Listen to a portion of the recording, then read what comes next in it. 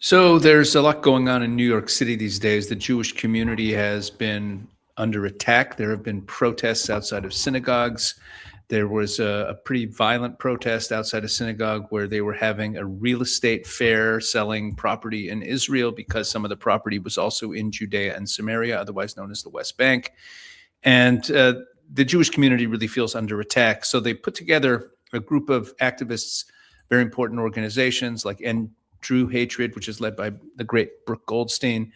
And, they took the lead, and numerous other organizations took part in it as well. And I want to show you what happened there yesterday and talk about the situation in New York these days. So first, here's what the protest looked like. It's obviously a sped up view of the crowd outside of Gracie Mansion in New York. That's Mayor Mamdani's.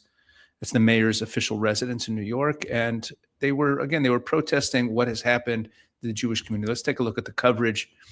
What do we see here? Here's a Times of Israel story on it. Jewish groups lead protest of hundreds outside Mamdani's residence. I don't know what the actual number was. In first Jewish protest at Mayor's Mansion, the crowd chants, "Mamdani's got to go," amid increasing frustration and community with City Hall. Hundreds of Jewish New Yorkers and allies protested on Tuesday night outside the official residence of New York City Mayor Zoran Mamdani. Mamdani has long been at odds with the mainstream Jewish community due to his antagonism toward Israel. But Tuesday's protest was the first Jewish community rally at his residence on the Upper East Side of Manhattan. The first. I believe that there will be more, and hopefully they'll grow. The activist group End Jew Hatred organized the rally with the backing of groups including the Israeli-American Council, the Catholic League, and the Zionist Organization of America. Organizers said the protesters were demanding Mamdani's removal from office over his failure to address rising radicalization and anti-American extremism in New York City. The crowd waved American and Israeli flags, chanted USA, Zoran Mamdani's got to go, and from the river to the sea, New York City will be free. Okay, I guess what river? I guess we're talking about maybe the Hudson to the Atlantic. I don't know. Attendees carried signs that said "Remove Mamdani" and "Anti-Zionism gets Jews killed." I want to get down. Here we go. The crowd was mostly Jewish, alongside supporters from Christian, Muslim, and Iranian expat communities. There was actually one Muslim organization that took part in this, moderate Muslims who are against the Muslim Brotherhood and the other more, unfortunately, the majority of Muslims organizations. They're opposed to them, and it's led by someone named Anila Ali. And she came to the rally, and she led there was a Muslim crowd there as well. Organizers estimated around 1,000 people attended over the course of the protest. In response to Muslims attending the protest, New York City Council member Shahana Hanif, a hard left lawmaker from Brooklyn, said on X, "May Allah condemn you to Jahannam," using the Arabic word for hell. The comment drew blowback from Jewish legislators. Pretty harsh reaction to people speaking in America, said New York State Assemblyman Kalman Yeager. The protest took place within a barricaded area on the street opposite Gracie Mansion. There was a heavy police presence between the protesters and the residents. And by the way, the protesters were chanting support for NYPD, which is also, has to do with the fact that Zoran Mamdani was someone who had supported the defund the police movement. And police and Jewish security personnel checked attendees at the entrance. The only organized counter-protest, unfortunately, was some anti-Zionist Jews, the extremist Neturei Karta sect. I don't want to even talk about them. Here we go. Mamdani has drawn condemnation from Jewish groups for his refusal to recognize Israel's right to exist as a Jewish state, for his hiring of anti-Zionist staffers who espoused hardline rhetoric against Israel, and for defending the protest slogan "Globalize the Intifada," which he later said he would discourage, among others. Most recently, and we'll get into this towards the end of this video, Mamdani posted a Nakba Day video produced by City Hall that presented a one-sided view of Israel's war of independence. Jewish leaders condemned the video as propaganda and refused to attend a Shavuot event hosted by Mamdani in response. Now, Nakba is what the pro-Palestine crowd calls the day of the founding of the State of Israel. Nakba means disaster. and they use it as a day to focus on the plight of the Palestinians and the supposed expulsion of hundreds of thousands, or they claim over 1 million Palestinians. Okay. Last week, he backed legislation that seeks to strip nonprofit status from charities linked to West Bank settlement activity.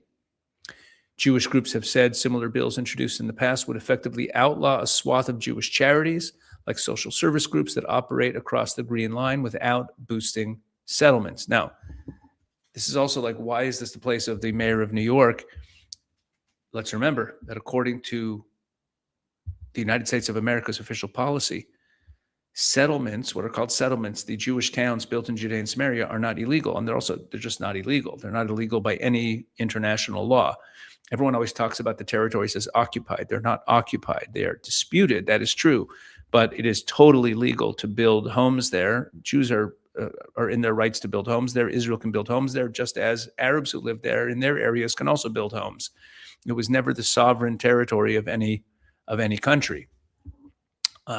Tuesday's protest followed another Jewish community demonstration earlier in the month against New York Times coverage of Israel, seen as biased, inaccurate, and inflammatory.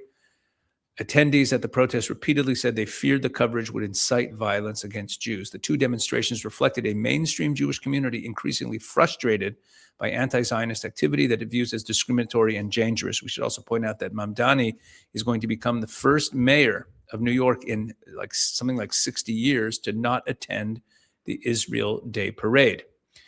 And this is a piece about Muslims, about the Muslims. I mentioned that some Muslims attended the rally. So look at this. Mamdani faces a Muslim problem ahead of Gracie Mansion protests. And this article focuses on Anila Ali. Anila Ali, president of the American Muslim and Multi-Faith Women's Empowerment Council, said she plans to join Tuesday night's protest because she believes Mamdani's policies are alienating moderate Muslims and damaging relations between Muslim and Jewish communities in New York. Quote, with Mamdani in office, we feel our religion is now hijacked once again and is being used by these Islamists. Ali described herself as part of a post 9/11 movement of moderate Muslims who reject Islamist extremism and believe Islam is compatible with coexistence, religious freedom, and life in America. She said moderate Muslims don't identify with Islamist groups such as the Council on American Islamic Relations, CARE, which she accused of monopolizing public representation of Islam in America and promoting a hardline Islamist movement. Zohran Mamdani is their success story, the Muslim Brotherhood. They backed him, Ali told Fox News Digital in a video interview. However, look at this. Criticism of Mamdani is not only coming from moderate Muslim and interfaith activists. Hardline anti-Israel activists have also criticized the mayor for not going far enough in support of Palestinian activism after taking office. Quote, when he said that Israel has the right to exist, I also clearly called that out, anti-Israel activist Nerdine Kiswani told Fox News Digital last week. She's the co-founder of the pro-Palestinian group Within Our Lifetime, which staged a Nakba rally in New York on May 15th, where demonstrators chanted, globalize the Intifada. Kiswani also criticized Mamdani for what she described as walking back his earlier defense of the phrase globalize the Intifada and softening his stance on Palestinian activists after taking office. I don't think he or any politician is doing enough in support of Palestinian liberation. So he's getting it from both sides, but we know where he stands. Now, what exactly is going on in New York and how bad are things for the Jewish community there? Take a look at this. This clip is just absolutely shocking. Okay, and this is from about a week ago, a little more than a week ago. Check this out. This is an all-girls school. This is posted by Councilwoman Ina Vernikov. This is a video of, well, I'll show you what it is. Take a look.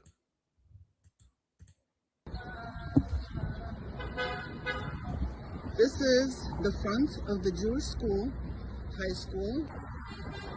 Do you see what's happening here?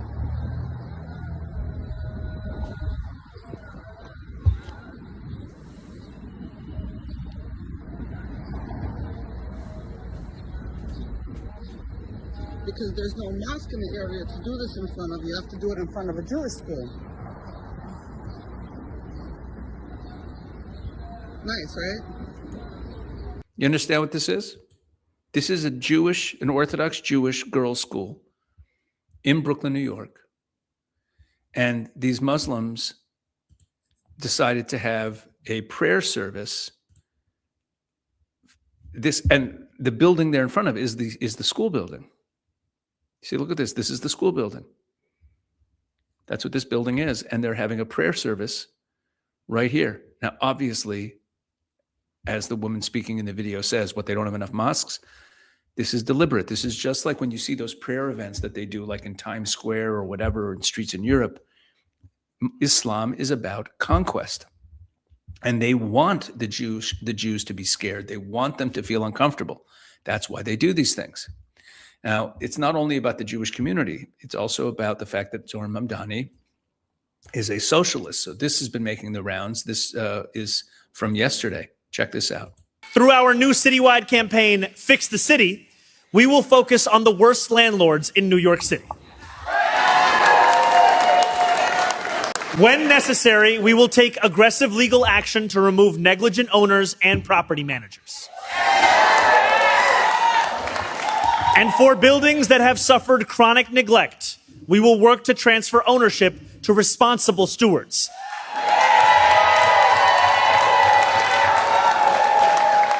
Stewards that include community land trusts, nonprofits,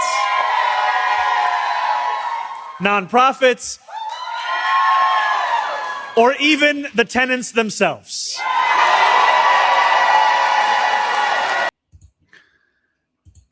You see that? You understand what this is?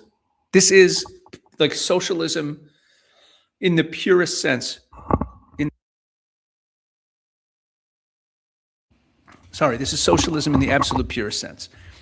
Seizing property, seizing people's private property. This is what he's advocating for, and giving it to nonprofits or to the tenants themselves, basically taking it over. His administration wants to take over private property. It's insane. And take a look at this one. This is another one of his projects. This is just from a couple days ago. He's got this project he's announcing city-run grocery stores that, look at this, that cost $30 million to build and are immune from property taxes and utilities. Real grocery store owners are panicking because Mamdani is going to destroy them. So there's this interview here with a grocery store owner. Here, check this out. Can't compete with a nationalized grocery store because they don't have to pay property taxes or utilities, and they have access to his hard-earned tax dollars. No way. There's no way we can be open. If I lose 30%, I'm in trouble. I won't be able to pay the rent. I won't be able to pay the workers, and I don't want to lose the whole thing. Whatever it's cost me 45 years working all my life to lose it because, I'm going to be fighting against someone who is spending our own money. And the mayor is asking for a lot of money. He is proposing $70 million for 5 grocery stores. The one here in Harlem, La Marqueta, has a price tag of $30 million. Luna and a group of minority-owned grocery store owners have been trying to meet with the mayor, but they've had no luck. That will change next week during a hearing in front of the city council. That is the group that will decide if the mayor's proposal gets the green light.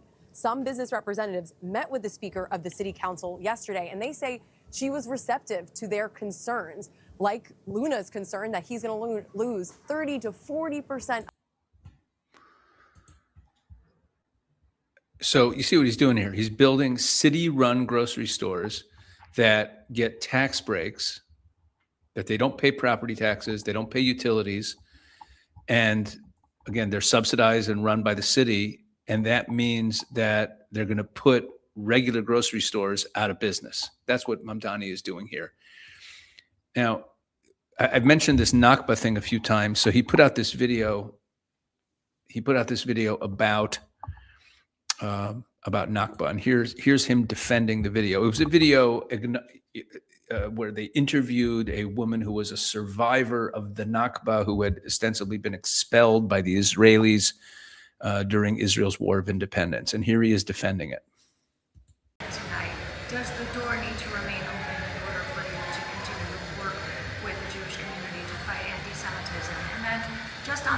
substance of one of your posts last week. Could I first answer the first question, then we'll go to the second one? Thank you very much. My message to Jewish leaders across this city is that my door is always open, that I look forward to welcoming a number of those leaders to Gracie Mansion this evening for Shavuot. And I also know that that is a door that we will keep open beyond just this evening's event, beyond just Jewish American Heritage Month. And it is part of a commitment to be the mayor for every New Yorker. And that means a mayor for those who voted for you, who didn't vote for you, who didn't vote at all. And that also means that there will be times where you will meet New Yorkers at an event, at a specific conversation, out on the street. I look forward to all of those interactions. Your second question. My second question is, you want to be the mayor for all New Yorkers. You've made this promise. Yet the city of New York seems to be now taking more, the city of New York posted this Nakba post last week, which was upsetting to some Jewish New Yorkers who felt that perhaps there at least should have been an acknowledgement that Holocaust survivors were also facing painful displacement. So, what should Jewish New Yorkers think about the fact that, using your official city accounts, you're now making certain statements about Israel, using your official city accounts? People understand your views on Israel, but, they don't necessarily feel like you speak out about all these other sorts of situations, other conflicts, other issues. So I was proud to commemorate Nakba Day, which is an annual day on May 15th that commemorates the expulsion of more than 700,000 Palestinians from 1947 to 1945 during the creation of the State of Israel and for the year that followed. And it was a privilege to be able to share the story of Vinia and her story as not just a Nakba survivor, but also as a New Yorker. And I firmly believe that acknowledging any one's people's pain does not preclude you from the acknowledgement of another people's. And when it comes to New Yorkers like Ania and so many others, not only has their pain never been acknowledged, but so often we have seen that even their identity is up for debate. And my message to each and every New Yorker is that this is a city for you, and that we will continue to ask for a little bit behind the scenes on the Nakba video. How can you give us more insight into those discussions? Okay. So you understand what happened here. He posted a video that was, again, this woman telling her story about being expelled during the founding of the State of Israel. He just threw out a number of over 700,000. So here's the truth about the whole issue of how many Palestinians, how many Arabs were expelled from their homes, and why they were expelled from their homes or why they left their homes. Okay. And this is one of the great lies about the founding of the State of Israel. So first of all, on the number issue, the UN mediator's own estimate at the time was 360,000. The CIA's estimate from August 1948 was 330,000. The numbers, there's a lot of weeds we can get into with the numbers, but the numbers are nowhere near those numbers. But you might say, well, that's still a lot of people being expelled. But here's the real issue. Why did these people leave? Why did Arabs leave? When the UN partition plan was voted on, and all of the land that the Jews had before the UN partition plan was purchased, it was just land that they bought because they started buying it like during the Ottoman Empire. They were buying land. And then when the British Mandate came in, they were just buying land from whoever owned it before, buying it from local Arabs or whatever. All of the land that Jews had that then became the land that was partitioned for the Jewish state had been purchased. That's what the Jewish National Fund was about, the JNF. It still exists, but its purpose has changed. Its purpose before the State of Israel was to purchase land to create the Jewish homeland. And then you had, of course, lots of Arabs who lived there, and they lived on their own private property as well. There was no sovereign nation here. From the fall of the Ottoman Empire until the UN partition plan, there was no sovereign in the land of Israel. There was just a mandate from the League of Nations given to the British to govern the area until the partition would happen. Now, had the Arab nations not declared war on the brand new State of Israel once it was declared a state, had they not initiated that war, the total number of Arabs who would have been displaced would have been zero, because there wouldn't have been a war and no one was ever asking them to leave. But here's the historical record of why they left. And when I say historical record, I'm talking about documents from the time, Arab sources, quotes from Arab leaders themselves. And they tell a very different story about this Nakba, this mass expulsion. So let's start with Haifa. Haifa was one of the largest Arab population centers at the time. And when the Jewish forces took the city in April 1948, a British police report, not an Israeli report, a British police report written on April 26th, documented that, quote, every effort is being made by the Jews to persuade the Arab populace to stay and carry on with their normal lives. David Ben-Gurion actually sent Golda Meir personally to Haifa at the time to convince the Arabs to remain. She couldn't persuade them, not because of Israeli threats, but because Arab residents feared being seen as traitors to the Arab cause if they chose to live in the new Jewish state. The American consul general in Haifa reported that local Arab leaders, quote, were urging all Arabs to leave the city. This wasn't unique to Haifa. The Arab Higher Committee, which was just like there was the Jewish agency and the Jewish organized community that then became the government of the state of Israel, there was also an Arab Higher Committee. So when the UN made a partition plan, they were supposed to get the Arab state, but they rejected it. But the Arab Higher Committee, they were kind of in charge of the Arab population or represented them. They ordered women, children, and the elderly in parts of Jerusalem to evacuate, stating that resistance to evacuate, I'm quoting the actual document, was an obstacle to the holy war. You see, what happened here was that Arab leaders were telling their own people to get out of the way so that Arab armies could sweep in, destroy the Jewish state, and then everyone could go back home victorious within a few weeks. That's what they were telling their people. Now, how do we know that? Because Arab leaders have said it. For example, Khaled al-Azam, he served as Syria's prime minister in 1948 and 1949. And in his memoir, he wrote the following, quote, since 1948, we have been demanding the return of the refugees to their homes, but we ourselves are the ones who encouraged them to leave. We ourselves are the ones who encouraged them to leave.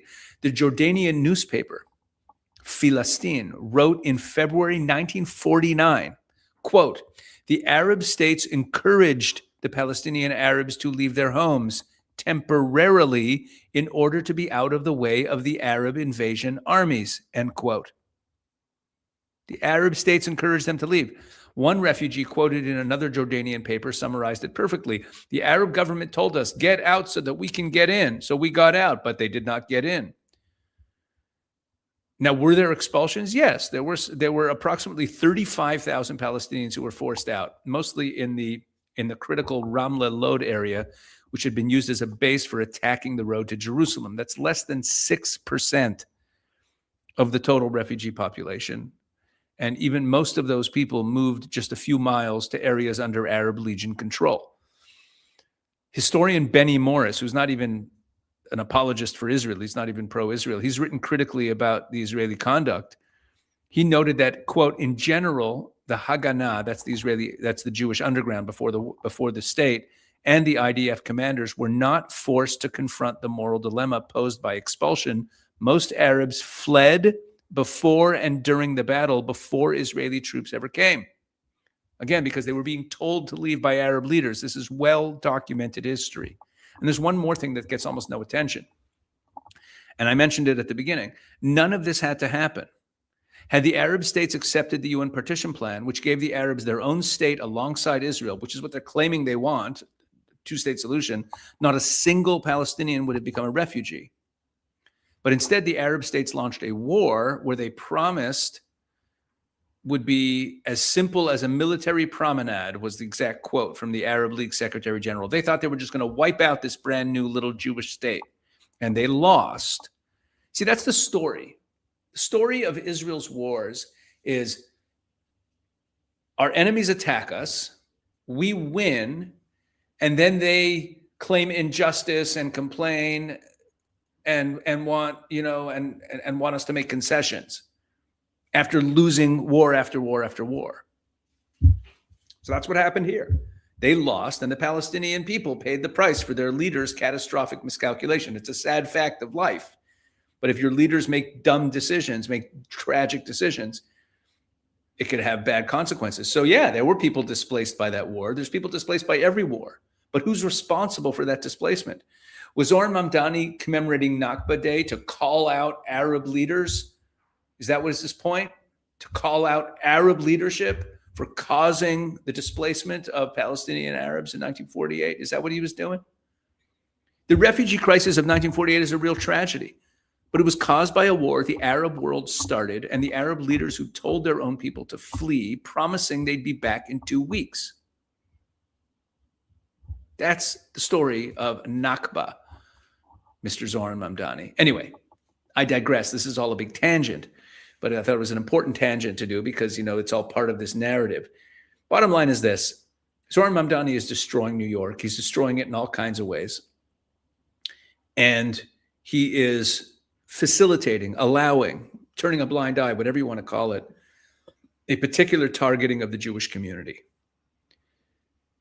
And this shouldn't surprise any of us. When he was a student, when his first political activity was just pure, pro-Palestine, anti-Zionist activity, that's how he became a political activist. That was his number one cause. It's not like a sidebar to who he is politically. It's central to his political identity. And he's a socialist. Socialists and Muslims, have a shared worldview. I've talked about that a lot on my channel. I'm actually writing about that now. Hopefully a book project that should be done soon. I haven't talked about it much, but I am working on this book. But it's nice to see that people are starting to speak out, and we're starting to have these protests and rallies. Hopefully it'll grow, and I'll try to raise awareness about these events as they take place, as I hear about them, because I am connected to some of the people who organized these protests. So yeah, that's the state of affairs in New York. And I don't know, folks. You look around the rest of the Western world, and some of the most important cities in the Western world are being overrun by this combination of socialism and Islamism. And people better wake up. God bless.